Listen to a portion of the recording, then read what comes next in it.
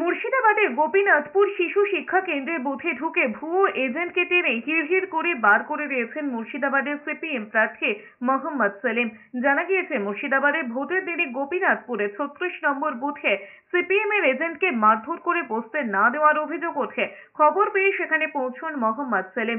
এরপরে ভুয়ো এজেন্ট ধরা পড়ে মোহাম্মদ সেলিমের হাতে। হাত ধরে তাকে বের করে আনেন বাম প্রার্থী।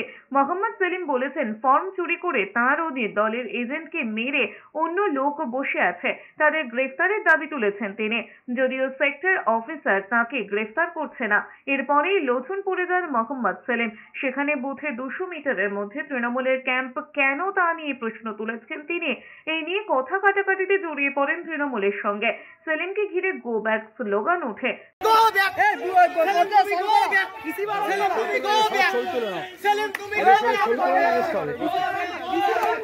স্থানীয় তৃণমূল নেতা হিটলার সরকার দাবি করেন, চক্রান্ত করছে ওরা, সেলিম কিছু গুন্ডা এনে এসব করছেন। সেলিম দা আবার বুথ থেকে ফলস এজেন্ট বের করলেন, কি বলবেন? তোমরা আগে ভুয়ো ভোটার বলতে, আমি এখন ভুয়ো এজেন্ট দেখছি। আগে ভুয়ো সিবিআই অফিসার দেখেছি, ভুয়ো পুলিশ অফিসার দেখতে হবে। এদিকে কি ব্যবস্থা কি নেবেন সেলিম দা?